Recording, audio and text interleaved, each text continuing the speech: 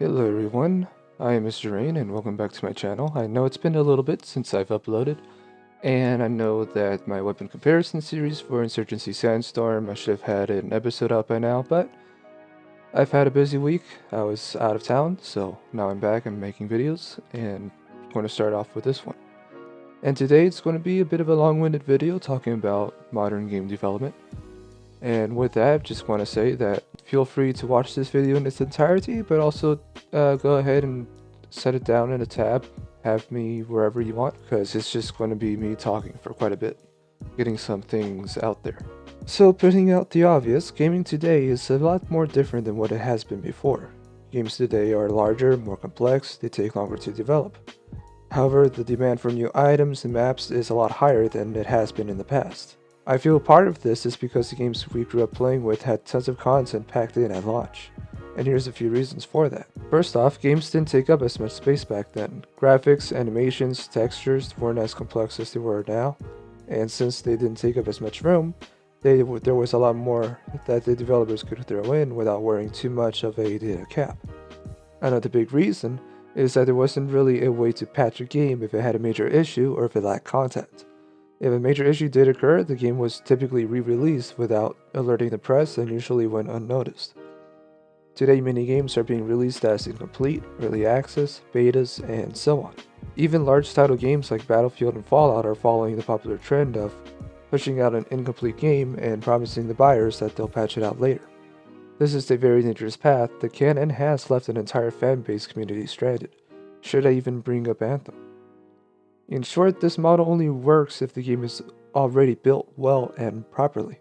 Buying a $60 game and seeing game-breaking bugs must be a big letdown for dedicated players. If the game has little to offer in a broken state, people aren't going to wait around for it to be refined, they'll just simply move on. Imagine paying $120 per person to go to Disney World, only to see that half the rides are closed and under construction. They're not just going to sit in an empty park and wait for the construction to be over. Sure, there's those who will enjoy what's there, I'm guilty of this myself, but when you pay full price admission, you expect a full experience, and certainly not an experience that is inferior to the previous titles. And that really can only be answered by yourself and what you consider to be enjoyable. However, developers and publishers must set high standards and not fast deadlines. This is a business and deadlines need to be made, but not at the expense of the final product or the developer's mental state. We've heard a lot recently about long hours and crunch time for developers on large projects such as Red Dead Redemption 2, the Telltale games, and even more. Covering my thoughts, I do believe that overtime is required for modern large games. It shouldn't last for months on end, and managers and publishers should do what they can to keep morale high.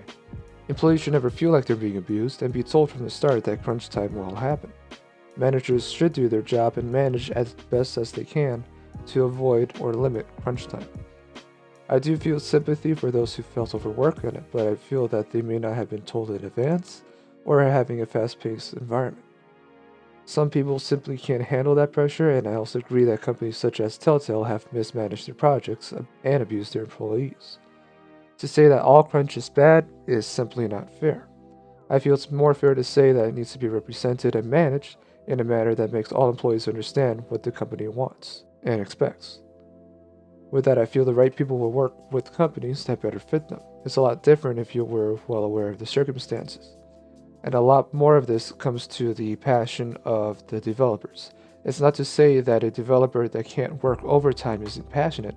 It's just, again, every person is different. But what I will say is that there are people who are willing to work countless hours to try and get whatever they're doing done, whatever the project is. Whether it's in gaming, movies, not even just in the entertainment, but in all other sorts of fields. And again, I'm not in any way trying to say that employees are not working well enough. I know I would never say that. But what I am saying is that in pretty much every aspect of business, there's always going to be overtime. Maybe not crunch time, but overtime. And that companies should be able to manage their time and their deadlines in such a way where crunch time is very limited. Because working for 12 hours at a time does take a lot of toll on you, especially if you're doing it for a long period of time. Moving on with that though, everyone is different and no company is going to have a 100% positive employee review. Recently, while writing this out, news came out on Kotaku that Geronimo Herrera, the vice president of product development for Rockstar Games up until 2018, was verbally abusing employees and in one instance allegedly sexually harassing an employee by the name of Colin Bunchu.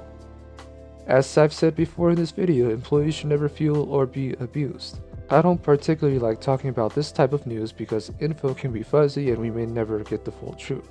But regardless whatever the situation is, I do wanted to point it out, and I don't at all condone that behavior. And to finish on this notion of crunch time, I'll leave a quote from an employee that worked from CD Projekt Red in 2017. Do you think that SpaceX employees always work 8 hours per day, have no stress at work, have never pushed themselves to the limit, and are always happy and undisturbed? Do you think every single employee believes in Elon Musk's decisions and competences? Now, does anyone seriously believe that what SpaceX does is easily achievable with no stress, no crunch, no conflicts, and no sacrifices from anyone but Elon himself? Are you worried that SpaceX will fail because one or two engineers felt unsatisfied?